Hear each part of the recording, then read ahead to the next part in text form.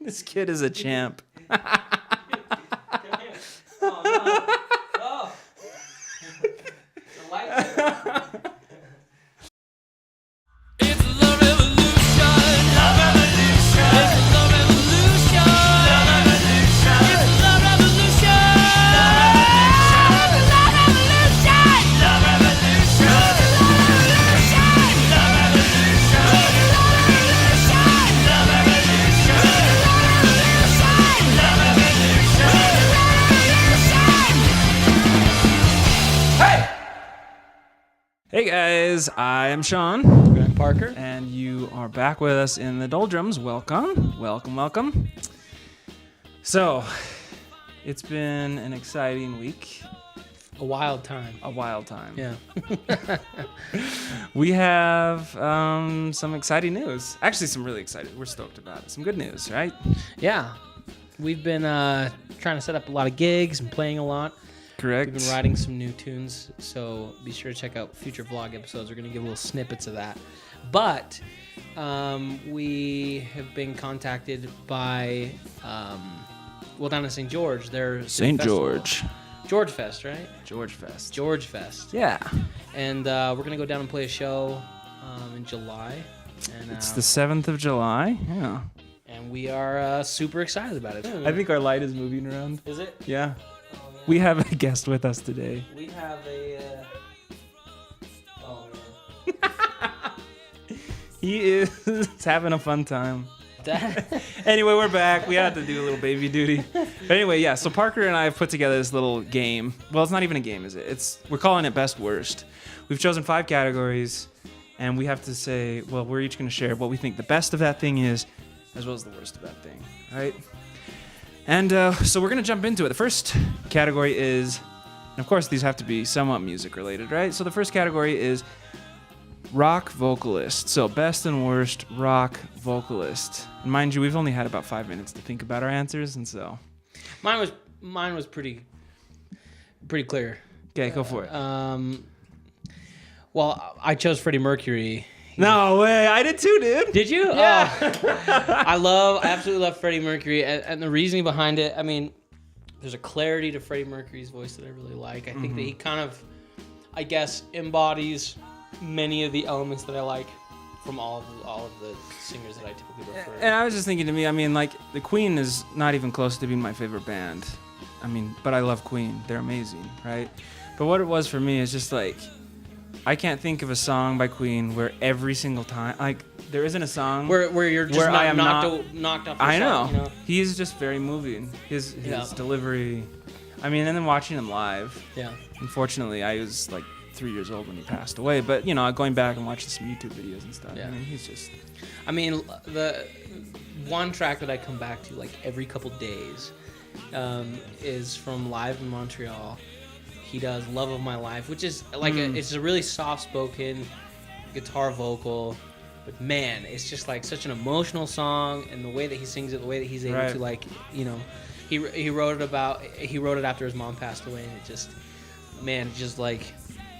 And see, for me, it's all about. In emotion, for me, it's all about Live Aid. We are the champions, right? I mean, oh my gosh. But anyway, worst rock singer. And now I hate to say worst for anybody.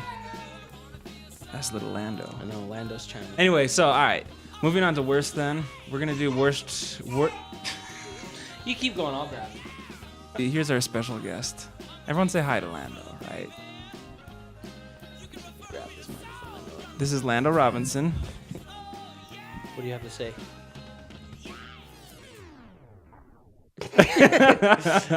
I mean, what I'm basically saying is a rock singer that I don't particularly enjoy listening to, and for me that is Tom Petty.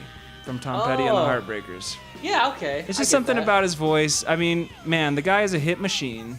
If you go look up Tom Petty and the Heartbreakers, how many hits do they have? I mean, like, well over 20. And then, especially Tom Petty on all the collaborations that he's done. It's just kind of crazy. But his voice, I don't know. It's just something that just, it's just not my thing. He's just kind of... I can understand it. For me, it's kind of the same with Bob Dylan. He's not my worst pick, though. Uh-huh. Oh, right. The Bob Dylan, though. Yeah, I get like, hard to get around the genius of his songwriting, but then the way that he has kind of an affected way of singing. For me, it's just like... is not necessarily appealing, which seems so hypocritical because I'm a huge James Brown fan and he's really effective and for sure. affected and but I guess that speaks to me more. And so I totally understand the Tom Petty pick. So who's yours? Least favorite? Worst rock singer? I feel like I'm just gonna make so many people mad. I'm sure I just did. People just stopped watching when I said Tom Petty. But anyway, I've never been able to really get into and appreciating Axl Rose the way that a lot of people do. I can see that. The strength of the band, I think, speaks for itself. Well, we're gonna hear baby noises throughout this episode because anyway, Lando's down there having a party. So our next best worst category is soda flavor. And if that flavor is contingent on a certain brand, then, even more important. But anyway, so for me, my favorite soda flavor is cream soda. And it's generally whatever brand of cream soda I happen to have. So that would be like Western Family cream soda. But I'm a huge cream soda fan, so. For me, it's pineapple Fanta. I love pineapple. Fanta. And it's not even really Sounds specific delish. to Fanta or Fanta. I don't even know how you... Fanta. Depends. Are you in Sweden or? I don't know. Worst soda flavor for me, anything black cherry. Anything black cherry? Anything black cherry. Oh. It's just too. like I don't know. cherry. It just kind of makes me feel like I'm sick because I'm taking medicine. I don't know. I mean, my problem is I just love bubbly drinks, no matter what. I can't honestly think of. I guess I don't understand people who drink like the Perrier, the Sparkling waters. yeah. Tonic water. Not a fan Club of that. soda. I don't get it. I don't get it either. I don't understand. What's the point? Tell us, Europe. Why do you do that? Because they're better than we are. I guess so. All right, our next category is one-hit wonders. Best and worst one-hit wonder. You want to... me first? All right. So, here's the deal. Because they're one-hit wonders, I mean, we already know that... Anyway, okay, so my best one-hit wonder is the band Aha with the song Take On Me. Yeah. So, I mean... It's a classic choice. It's... I don't know, I couldn't... Would you also describe that as like a guilty pleasure song? Yeah. Oh, yeah, that's a Because, guilty pleasure song. like, knowing generally your taste in the bands that you like, something like 80s synth pop seems pretty Here's far the deal, removed though. from... Here's the deal. Okay. If it's a one-hit wonder... It's true. I'm probably not into them in the first place. Because, Yeah, no. I mean, there's a reason bands are one-hit wonders. Yeah, I don't... But My real pick is something similar to Aha. It's Dexy's Midnight Runners and the Emerald Express. Oh, I okay. always All right, forget that guys. band name. Come On Eileen. Dexy, Midnight Runners, Dexy's Midnight Runners and the Emerald, Express is the name of the band. Oh my gosh. And the song is Come On Eileen, and I guarantee you've heard it. Sounds like it'd be like in a German auto commercial in the 1970s. It's like an Irish, 80s pop rock crossover song. Did they just say "Come on, Eileen"? No. It actually has a verse. They sound like they have like one of those like big like mouth spacers in their mouth. You know when you go to the dentist, you're like, "Come on, Eileen." Something about like 11-year-old Parker. Just I listened to that song 20 times a day. I loved that song. And I still do. Dexy Express Midnight Emerald. What is their name? Dexy and the Midnight Express Emerald Runners. Dexy and the Midnight Runners. Dexy Midnight Runners and the Emerald Express. So there you have it. There's Parker's. All right, can we ask you for your worst one-hit wonder band? Who's your least favorite? Take On Me. Really? No, I would probably say the Macarena. Oh, well done. Yeah. But there's a couple like Well played. Mambo Number 5. Uh-huh. I think is a terrible song. I hate that song. The Macarena. Well, the song that's Too Sexy. You know that song? Right Said Fred. Yeah. Mine is Whip It by Devo. I love Devo. Oh, you gotta be kidding me. Oh man. I mean, they don't have any reason. I mean, why are they famous? Their hats. That's the only reason anyone knows about them. I don't know, man. Okay, so I think you could qualify Devo as a one-hit wonder. But Oh, yeah. They have a ton of great stuff that you can go with. Although, Okay, again, all right. I don't think it'd be something you're into. Anyway, all right. So moving on to the next category is best and worst instrumental solo. Okay. So I chose for mine the guitar solo at the end of Hotel California. Now, Nice. Eagles not my favorite band, but I mean, who doesn't like them, right? I love the Eagles, but I mean, I just think the solo, Don Felder, Joe Walsh at the end, the interplay there. I mean, it just fits the song every time. It just feels so good. And it's definitely not the most technically difficult solo in the world. It's not flashy, but it is. Yeah, that's like, what I was gonna say. And Hotel California is one of those songs that I used to listen to as a kid over and over and over again when I got my first Discman, right, with the big headphones and everything like that. But anyway, yeah, I mean, gosh, It's a talk perfect, about a solo. Yeah, that it's a just perfect suits the example song. of a solo enhancing the song in every way. Do you know what I mean? It's like at that point, the track was already well over like 6 or 7 minutes. Yeah. You know, and that was kind of unheard of at that time. But the choice to have that in there definitely it just enhances the song so much. For the epitome sure. of taste. Very nice. Okay, what's your favorite? Your best. What is your best? Well, I'm instrumental solo. a saxophone player. Of course. Since like junior high.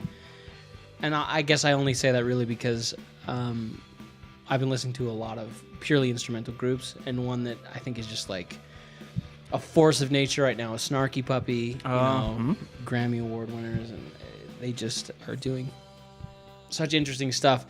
And it's hard to deny how amazing the solo is by Corey Henry on the track Lingus on their album We Like It Here. Yeah, how many views does that probably have on YouTube by now? I mean, it's just At least 1 million by me. oh. It's No, so I good. have no idea. But I mean, that album is exactly what I want when I buy an album, right? Like a live track, everyone in the room. There's kind of a live studio audience. Yeah. You know, no overdub, stuff like that. It just like it shows how supremely talented they are, and then on top of that, just technically he's playing something so dense, but it's so like consumable. It just it just feels good. You could study that solo for Well, I mean, everything about the groove, and be good, kind of like the right? underlying groove. I mean, and the way he builds, and just Yeah. you know, and the harmonic stuff that he does. Right. He's like, And when he's playing out of the changes, he's playing Yeah. stuff that like doesn't just seem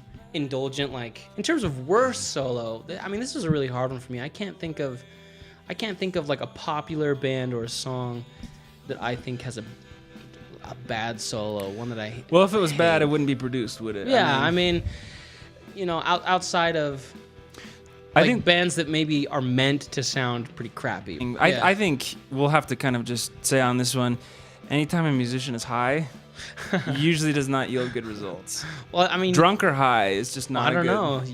Jimi Hendrix was never not high, right? I mean, that's what they say. It's debatable. Yeah, I don't know. So our last category, best and worst album covers.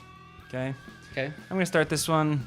It's really tough for me, but I think I would be remiss if I did not say "Dark Side of the Moon" by Pink Floyd.